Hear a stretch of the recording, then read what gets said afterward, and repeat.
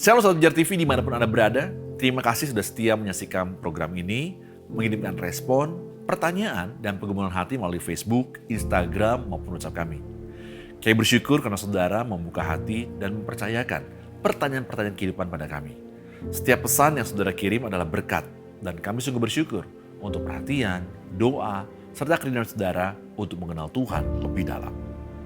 Hari ini kita mau menjawab satu pertanyaan dari BHR Umbu. Saya mengikuti satu gereja dari Tiongkok, namanya itu Gereja Tuhan Yang Maha Kuasa. Mereka mengajarkan bahwa Tuhan sudah datang kembali dalam rupa manusia untuk melakukan pekerjaan penghakiman.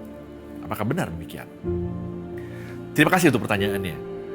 Pertanyaan seperti ini itu penting karena menyangkut inti iman kita.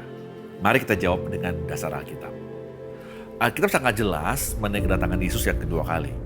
Kisah Para Rasul 1 ayat 11 berkata, Yesus yang terangkat ke surga itu akan datang kembali dengan cara yang sama seperti kamu melihat dia naik ke surga. Artinya, kedatangannya kedua kali itu bersifat nyata, terlihat, dan tidak tersembunyi. Matius 24 juga berkata, kedatangan anak manusia akan tampak seperti kilat yang memancar dari timur ke barat.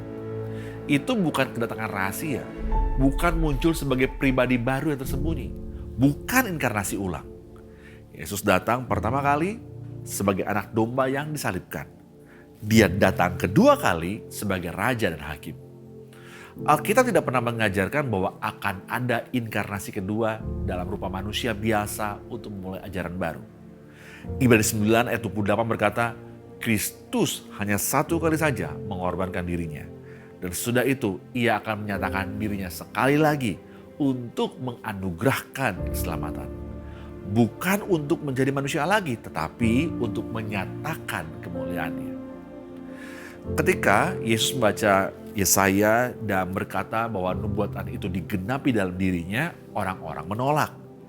Yesus tidak memperkenalkan dirinya sebagai wahyu baru yang berbeda dari kitab. Ia menggenapi kitab. Ia berkata, aku adalah jalan, bukan akan ada lagi jalan lain setelah aku. Sekarang, mari kita masuk lebih dalam. Setiap ajaran yang berkata Yesus sudah datang lagi dalam bentuk lain harus diuji dengan 3 hal. Pertama, apakah sesuai dengan kesaksian Alkitab secara keseluruhan? Kedua, apakah mengakui bahwa karya salib sudah cukup dan selesai? 3, apakah meninggikan Kristus yang disalibkan dan bangkit atau menggantikannya dengan figur baru?